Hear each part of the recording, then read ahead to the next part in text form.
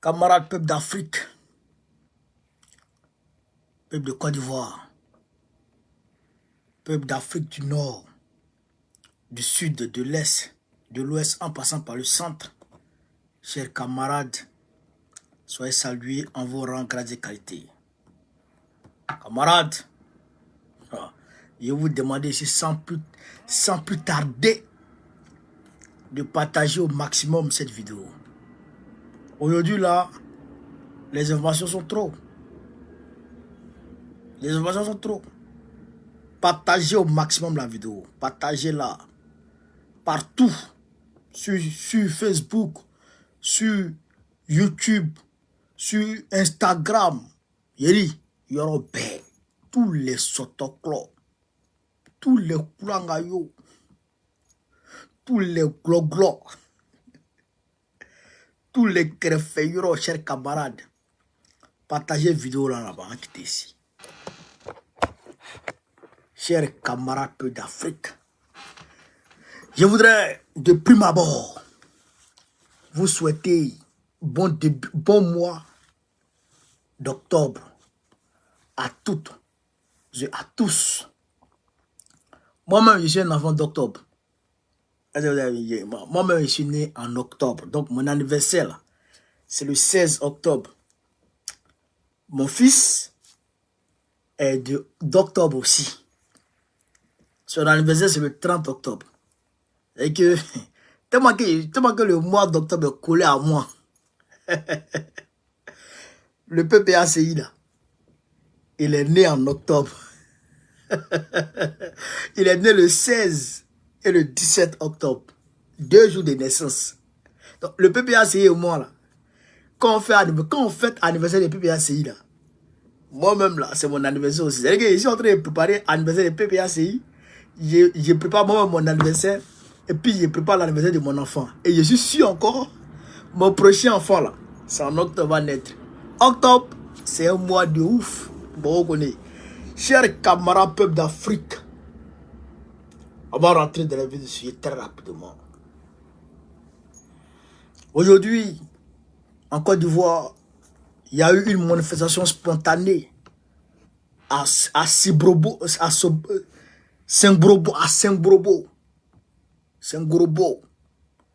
village de Côte d'Ivoire. Manifestation spontanée. On va vous en parler. Draman Ouattara s'envole pour Paris. Oh, le vieux Waworo. Et Robert Bougie, c'est un 10. Il a fait d'autres révélations de fou. Sur RFI. Ok. Ils sont en train de massacrer Draman. Ça, il a massacré Draman et sa femme. Sur RFI, là. Révélation que Bougie vient de faire sur RFI. Ah, frère camarade. Il a allumé Draman et puis sa femme. Il a mélangé. C'est pourquoi Draman n'a pas. Il dit, mon cher, je vais voir ce qui se passe là-bas.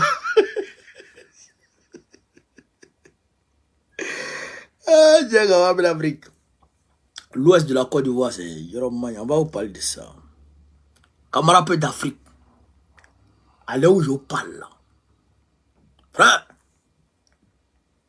Les blindés, les bataillons du Mali sont en train de descendre sur Tezawaten.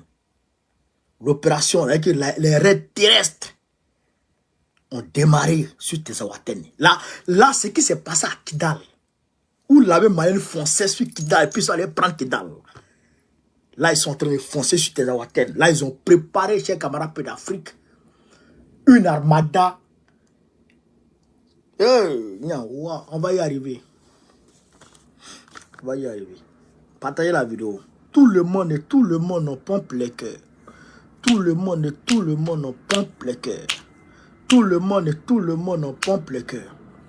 Chers camarades peuple d'Afrique, pendant qu'on y est, là, vous êtes 300, à peu près 350 sur TikTok, 500 et quelques sur Facebook. Écoutez attentivement. Écoutez attentivement. Hier, je vous ai dit d'aller vous faire enrôler. La révision de la liste électorale commence le 19. apprêtez-vous à aller vous faire enrôler. Carte d'identité. Si tu n'as pas carte d'identité, récépissé de carte d'identité là. Quand tu as fait ta carte d'identité là, quand tu enregistres le récépissé qu'on te donne là, tu peux faire ça. Certificat de nationalité, tu peux faire ça. Vous qui êtes en France ici là, passeport. Si tu as voté en Côte d'Ivoire et que tu veux voter en France, tu t'en vas te faire enrôler encore. Tu vas changer de bureau de vote. Donc, tu as ton il faut un certificat de résidence, facture d'électricité, facture de téléphone, tout ça, ça marche. Plus ton passeport et puis tu t'en vas. Ceux qui n'ont jamais encore voté, ceux qui ne sont pas encore sur la liste électorale, qui sont en Europe, carte consulaire, passeport, certificat de nationalité, carte d'identité, ça marche. Vous avez compris? Voilà. Quand j'ai dit ça, chers camarades peu d'Afrique, je vous avais dit qu'on partait à la haie, qu'on partait à la CPI, qu'on va marcher sur la CPI. Mais ce n'est pas la CPI seulement. Le 18, vendredi 18 octobre 2024, c'est-à-dire que 2 jours après mon anniversaire, à 6h30, on se prend tous à la gare du Nord. Je répète, 6h30 à la gare du Nord. Pour aller à Bruxelles d'abord. On va à Bruxelles pour aller gâter le coin à Bruxelles d'abord. Pour aller demander à l'Union européenne. De réinscrire Gbagbo sur la liste électorale. De demander à Draman, en toute urgence, de réinscrire Gbagbo sur la liste électorale. De refaire la liste électorale. Je dirais la refonte de la liste électorale. La refonte de la liste électorale. Et de demander à Draman Ouattara de renoncer à toute velléité de 4e mandat. De renoncer à toute velléité de 4e mandat. Le combat là, ça a commencé. Vous comprenez? Et puis on va leur demander d'ouvrir, c'est eux la communauté internationale, d'ouvrir, chers camarades peu d'Afrique, le dossier du camp Ouattara. Les rebelles, les Wawara qui ont tué les gens là. Le Draman là, ils n'ont qu'à jouer son camp. Et puis, comment il s'appelle le Wawa, le Kodjougou là? Robert Bougie vient de faire une déclaration des aveux. Et ces aveux-là peuvent faciliter les recherches des coupables des 3000 morts à la Cour pénale internationale. On va leur dire, voilà, Barnier dit que c'est Sarkozy qui a tué les gens en Côte d'Ivoire. Voilà sa déclaration. Barnier a été décoré Légion d'honneur par Sarkozy devant tout le monde ici en France. Donc, tout ça, on va leur dire ça à la CPI. On va leur dire ça à Bruxelles et puis on va à la CPI. C'est-à-dire qu'on quitte Paris, gare du Nord. À partir de 6h30, on quitte Paris, gare du Nord. On arrive à Bruxelles à 10h. Les camarades de Bruxelles nous attendent.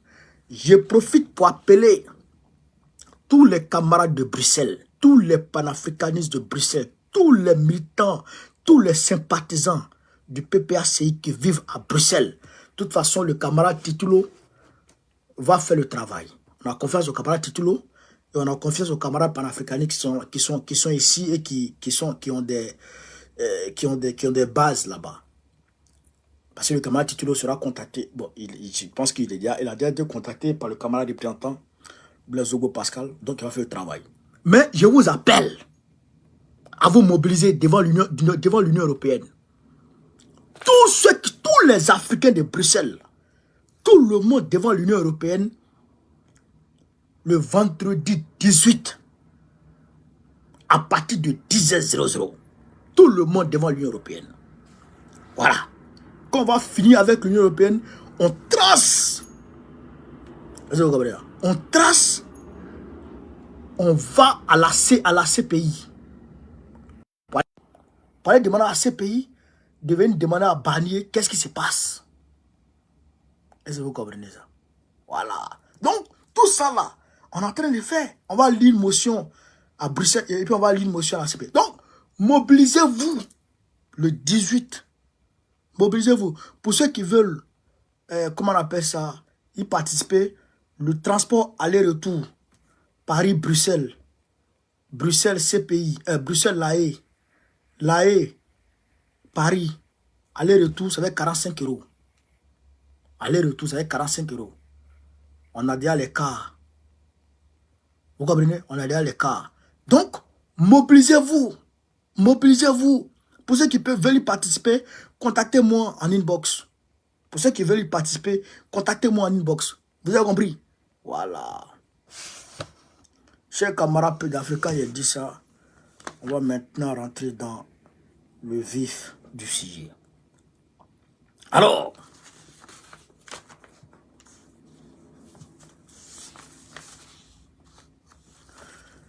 Dramane Ouattara a quitté Paris et il a quitté Abidjan aujourd'hui.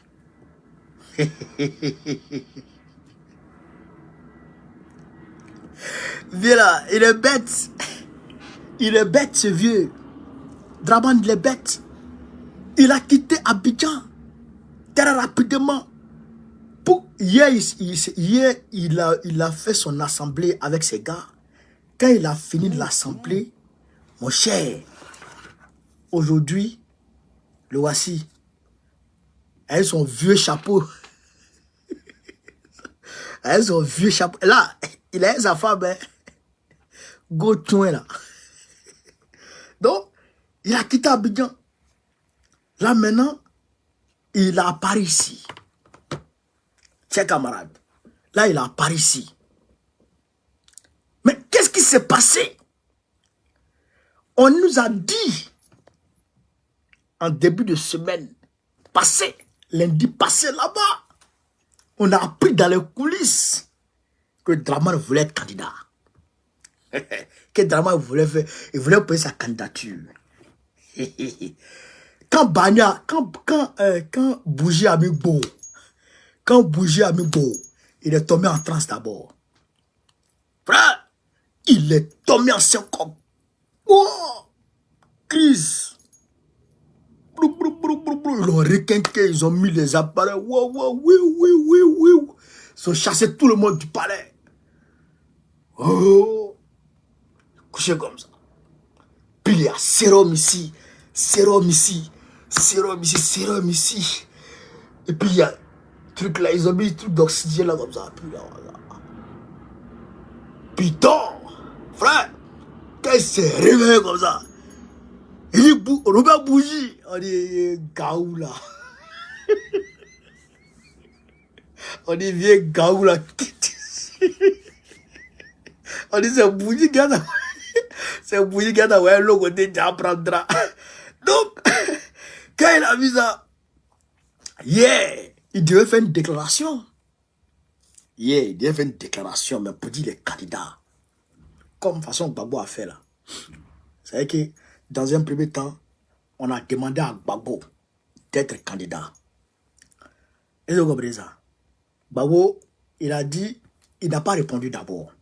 Un jour, il a réuni le CSP, le conseil... Non, c'était quoi? Je crois que c'était le... En tout cas, il a réuni un organe du parti. Et il a dit, parce que le PEX, je lui a demandé en direct, le parti veut qu'il soit notre candidat. Il dit, oui, j'accepte d'être votre candidat. Donc, ce que Gbagbo a fait là, c'est ça qu'il devrait faire hier. Il a réuni tout le monde. D'abord, il a reçu Kafana, qui est son numéro 2. Il a dit à Kafana, je vais dire que c'est le candidat. Donc, quand il a dit ça à Kafana a fait circuler le son. Donc, nous, on a eu le son. Donc, pour nous, on savait que hier, il devrait dire qu'il est candidat. Frère, quand dans la foulée, Bougie est sorti, bon, mais le vieux, il est trop mort. Il est trop mort. Bon, comme il a déjà appelé les cadres, il ne peut plus reculer. Donc, il est venu, il est venu s'asseoir. On dit, mais président, président, c'est que tu as dit là. Il faut dire ça. Parce que vous ne comprenez pas. C'est comme un peu d'Afrique. Bougie a fait d'autres révélations hier sur RFI. Il a fait d'autres révélations hier sur RFI. Et il dit qu'il y a le top 2, top 2, top 1, top 2. Top 2, là, il n'a pas encore sorti ça. Et il a des dossiers sur Draman. Et il n'a pas encore sorti ça. Bougie que tu vois là. Donc, Draman dit, ça là, ça c'est pas bon, je m'en vais à Paris. Mais, je vais écouter déjà, tome 1 de Bougie, c'est qu'il a déclaré sur RFI aujourd'hui. Non, c'est grave. Yeah. C'est grave. Robert Bourgi, bonjour. Oh, c'est un 10. Bougie. Bougie. Tu connais Bougie? Tu connais pas Bougie de... Vous connaissez pas Bougie de moto? Bougie de moto, quand ça se noie, moto ne peut plus démarrer. Quand c'est gâté, bougie là, c'est petit comme ça. Hein. Bougie est petit comme ça. Mais tant que ça ne fonctionne pas là, voiture malgré sa forme, ça ne bouge pas. On va écouter Bougie sur RFI. C'est un peu d'Afrique. Robert Bourgi, bonjour. Bonjour, monsieur. Dans votre livre, vous racontez ces années où vous avez vécu en Côte d'Ivoire et votre longue amitié avec Laurent Gbagbo, que vous avez rencontré grâce à votre grand frère, qui est socialiste, Albert Bourgi. Pourquoi vous, l'homme de droite, vous vous sentez plus proche du socialiste Laurent Gbagbo que du libéral Alassane Ouattara? Il y a entre Laurent Gbagbo et moi, que j'ai connu grâce à mon frère Albert, dans les années 70, il y a eu tout de suite entre nous deux un attrait réciproque. Et ce qui est amusant, M. Boisbouvier, c'est que lorsque j'ai été nommé à la faculté de droit d'Abidjan, nous nous sommes retrouvés, Laurent et moi, lui était professeur à la faculté des lettres, nous étions convenus d'organiser ensemble une conférence sur l'homme de Brazzaville, De Gaulle. Et nous nous sommes retrouvés devant un millier d'étudiants et il tirait à boulet rouge, hein, Laurent. Mais ça ne nous a pas empêchés, après la conférence, de nous retrouver et de continuer la prolongation jusqu'au lever du soleil. Vous dites qu'un jour, vous avez croisé Dominique Ouattara, la première dame de Côte d'Ivoire, et que vous lui avez dit que vous attendiez toujours une invitation de son mari. Est-ce que le président ivoirien Alassane Ouattara ne s'est pas toujours un petit peu méfié de vous? J'ignore s'il se méfiait de moi, mais Alassane Ouattara, qui m'a souvent convié chez lui, avenue Victor Hugo, il m'a même reçu à Mougins avant qu'il ne soit président de la République. Il me recevait souvent. Il était content d'être reçu par Dominique de Villepin, ministre des Affaires étrangères, pendant que se tramait le complot contre Laurent Gbagbo, puisque c'est moi qui, à la demande de Dominique, organisais les invitations pour discuter autour du ministre des Affaires étrangères. Et Alassane était bien content de se retrouver avec Guillaume Soro, avec Salif Diallo. Ensuite, nous allions dîner chez eux. Ça, c'est après la tentative de putsch de septembre 2002. Absolument. Et même avant. Ça a duré des années. Et un jour, quelque temps avant l'élection, qui a eu lieu sans avoir lieu. En 2010. Absolument. Je dis à Dominique, et si Alassane l'emportait, et me dit, je te jure, Robert, que je t'offrirai une villa sur la lagune à Marcory. Dominique Ouattara, vous dites Dominique Ouattara. Il prête serment, elle m'invite, mais je ne suis point allé à Abidjan parce que Juppé s'était opposé à ce que je sois membre de la délégation française à Abidjan. Oui, vous sentiez le soufre. Hein. Ah oui, mais pour quelle raison, je me pose la question. J'ai traversé toute la France-Afrique, tous les procès de la France-Afrique, l'Angola Gate, les biens mal acquis, l'affaire Elf. Et au mois de janvier 2023, il y a eu une conférence co-animée par Eva Joly et moi-même. La juge de l'affaire Elf. Exactement. C'est là qu'elle a dit, écoutez, aucun juge sous ma direction n'a entendu Robert Bourgi. Il n'est mêlé en rien à toutes ces affaires qui ont ébranlé la France-Afrique. Il y a eu des ministres, il y a eu des présidents, il y a eu tout ce que vous voulez, mais je sentais le soufre. Je sais pas pourquoi d'ailleurs. Alors vous racontez très bien les relations orageuses entre Jacques Chirac et Laurent Gbagbo quand tous deux sont au pouvoir. En novembre 2004, 2 avions ivoiriens bombardent une caserne française à Bouaké. 9 soldats français sont tués. Puis les 2 pilotes biélorusses essaient d'évacuer par le Togo où ils sont interceptés. Pourquoi Jacques Chirac a-t-il refusé que Nassine Bey Yadema lui livre ces 2 pilotes pour la justice française? Vraiment, j'ignore tout de cet épisode, mais je me suis retrouvé avec Laurent un soir au moment de ce tragique événement. Et Dominique de Villepin m'avait dit, essayez de savoir s'il y a du Laurent Gbagbo dans cette affaire. Ouais. Et Laurent est un homme très sincère. On l'appelle le boulanger, mais avec moi et ma famille, il a toujours été d'une sincérité extraordinaire. Il est sincère. Et je lui dis, Laurent, vraiment, es-tu mêlé de près ou de loin? Il dit, je t'assure, Robert, dis à Dominique de ma part, que je ne suis en rien mêlé à cette affaire. Laissant entendre, à un moment donné de la conversation, mais il n'est pas impossible que l'entourage de Simone soit mêlé. Cette phrase, il me l'a prononcée. Sous-entendu, les extrémistes de mon camp. Il a dit ça, je ne sais pas à qui il faisait allusion. Est-ce que c'est l'officier CKCK, comme on l'appelait? Je ne sais pas. Alors pour vous, cette époque entre la France et la Côte d'Ivoire, c'est très compliqué parce que vous êtes amis à la fois avec Laurent Gbagbo et Blaise Compaoré, le président burkinabé, qui soutient la rébellion pro-Ouattara. À la fin, c'est Blaise Compaoré et Alassane Ouattara qui rébellion gagnent. Comment expliquez-vous l'échec de Laurent Gbagbo? Il va peut-être m'en vouloir, Laurent. Laurent, spirituellement, il est de la dimension des grands Africains post-coloniaux. Lumumba, Nkrumah, et le Sékou Touré de la grande époque. Attention, de la grande époque. Moi, comme vous le dites, j'étais proche de Blaise, j'étais proche de Laurent, et surtout, j'avais pour moi d'assister à toutes les réunions concernant la Côte d'Ivoire, que ce soit chez Villepin à l'Élysée, ou que ce soit chez Villepin au Quai d'Orsay. Et je voyais ce qui se tramait. Ça gonflait, et jusqu'au jour où Villepin décide d'aller voir Laurent Gbagbo à Abidjan, au moment où la rébellion avait gagné Bouaké. Vous vous en souvenez? Oui, on est début 2003, là. Voilà.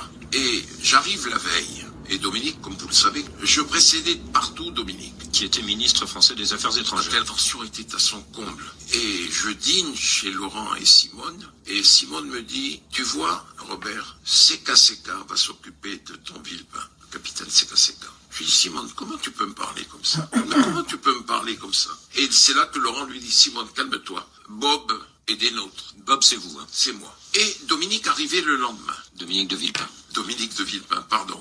Et Laurent me dit, bon, on va attendre Dominique dans mon bureau. Laurent m'avait dit des éléments de langage, ce qu'il allait lui dire. Il lui dit, Dominique, est-ce que vous maintenez toujours la visite à Bouaké? Chez les rebelles. Chez les rebelles. Il lui a dit, oui, j'y vais. C'est prévu, j'y vais. Et Laurent de lui répondre, si au moment du putsch des généraux en 1961 contre le général de Gaulle, Dominique, des gens étaient allés voir les généraux rebelles, comment aurait réagi le général? Et il dit mal. Il dit, moi je vais mal réagir, Dominique. Je te conseille de ne pas y aller. Et Dominique y est allé. Blaise Compaoré, vous l'avez rencontré dès 1986, hein, du vivant. Voilà, ça c'est le côté Côte d'Ivoire, après on va le côté de Thomas Sankara. Mais, chers camarades peu d'Afrique, vous avez écouté, non? Mais vous avez retenu des points essentiels. Ce qui fait que Draman Ouattara, il ne peut pas nous dire que c'est à cause de francophonie, il vient en France. Non! L'Assemblée générale des Nations Unies n'est pas partie. Il a envoyé son vice-président. Mais pourquoi tu n'enverrais pas quelqu'un de ton gouvernement pour venir ici, pour venir te représenter? Pourquoi toi-même tu viens? En réalité, chers camarades, ce que Bougie a encore dans son sac est plus terrible, plus terrifiant que ce que Bougie a fait sortir. Écoutez ce que Bougie dit. Il dit, dans un premier temps, Dominique Ouattara m'a promis une villa au bord de la lagune à Makorissi Ouattara Kanye. Ok. Dominique Ouattara, pays là, C'est pour ton grand-père ou bien c'est pour ta grand-mère? Côte d'Ivoire, là, notre pays, non, notre pays. Là. C'est pour ton grand-père ou bien c'est pour ta grand-mère? Et puis tu promets villa au bord de la lagune à un étranger. C'est pour ton papa ou bien c'est pour ta maman, Côte d'Ivoire. Go-chouin là. Non, maman, je ne sais pas comment ton mari est mort. Hein. Mais on met en tête de ça. Pour prendre drap. Go soyer là. Chouin, Sungurba Mousso. Ça, c'est la première révélation d'abord. Pour dire que il était un Draman. Il dit Draman l'a reçu. Chez lui, à venir Victor Hugo. Oui. Draman a une maison dans le 16e arrondissement chez les camarades. Immeuble entier qui appartient à Draman dans le 16e arrondissement. Il dit Draman l'a reçu là-bas. Donc là-bas déjà, il causait un Draman. Et dit, chers camarades peu d'Afrique. Il dit, Ouattara, Soro, de Villepin, le Bougie, il a organisé une rencontre entre ces gars-là.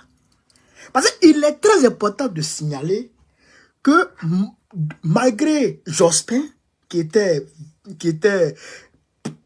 Premier ministre de Jacques Chirac, qui était de la gauche, Jacques Chirac avait réussi à avoir le portefeuille de ministre des Affaires étrangères. Donc, le jeune là, Bougie qui était jeune là, il travaillait pour Jacques Chirac. Donc, c'est lui qui était, on va dire, le préparateur du terrain. Avant que le ministre des Affaires étrangères n'arrive quelque part, lui, il est déjà là-bas, il a déjà préparé le terrain. Bougie que ouais. Donc, tout ce que Dominique de Villepin sait, il sait. Tout ce que Dominique de Villepin sait, il sait. Vous me comprenez? Deuxièmement, il dit qu'il a préparé des rencontres entre Ouattara, Dominique de Villepin, Soro Guillaume et d'autres personnes. Ce qui veut dire qu'il a assisté aux réunions. Donc, tout ce qu'ils se sont dit là, il sait. Deuxièmement, vous avez entendu Babouvier, la rébellion pro-Ouattara. Ça, c'est des nouveaux thèmes. La rébellion pro-Ouattara. Vous comprenez ça? Donc, donc, il dit, avant la rébellion même, il était proche de Blaise. Il était proche de Babo. Il était proche de tout le monde. Et lui, il était à l'Élysée. Il voyait les choses. Il dit, ça montait, ça montait, ça montait. Qu'est-ce qui montait? Qu'est-ce qui montait? Ça veut dire que ils étaient en train de préparer la rébellion depuis l'Élysée. Je reprends la partie là. Il dit, lui, il était à l'Élysée.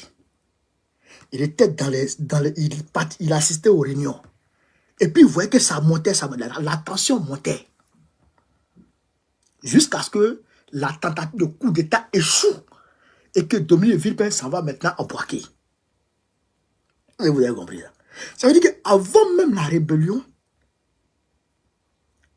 les préparatifs de la rébellion, les réunions préparatives de la rébellion, lui, il a participé à ça. Donc, ça veut dire que c'est des choses qui accablent directement Ouattara. Qui l'accable direct. C'est-à-dire que qui le rend responsable. Qui font de lui maître. Qui font de lui, je dirais, le père de la rébellion. Ça là. C'est-à-dire que si ce gars il parle, c'est-à-dire que ça engage Ouattara en même temps dans la paternité de la rébellion. Est-ce que vous comprenez, chers camarades? Donc, il est important pour Ouattara.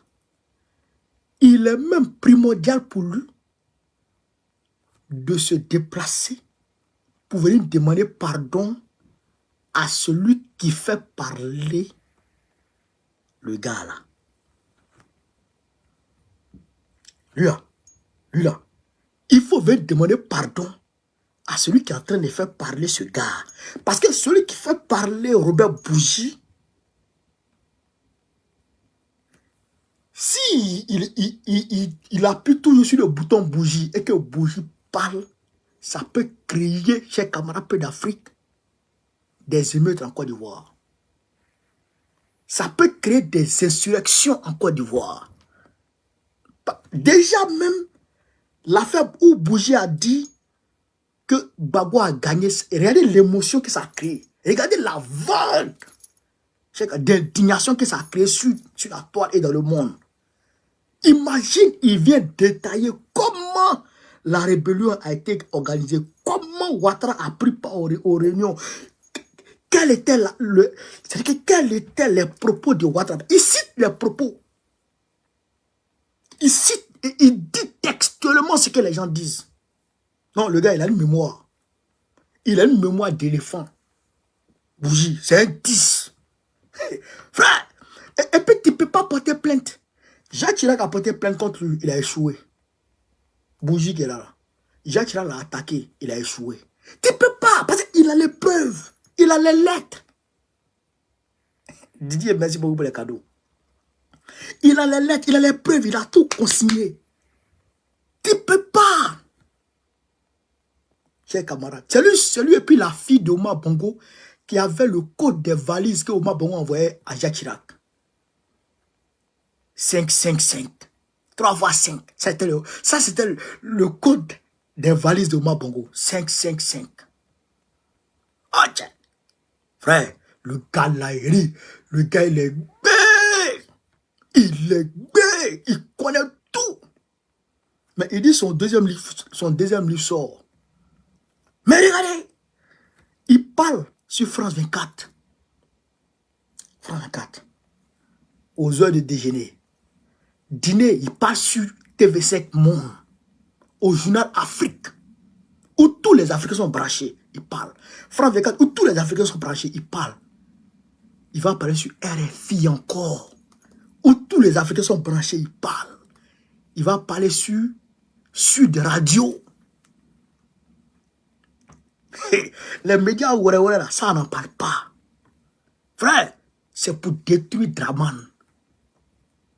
En quelques secondes, il détruit Draman. Ça, c'est lui seul qui parle d'abord. Hein. Les autres n'ont pas encore parlé. Et ça c'est un seul levier que la France a actionné contre lui d'abord. Donc, Draman sait à quoi il a affaire aujourd'hui. Donc, si il ne veut pas qu'il soit candidat,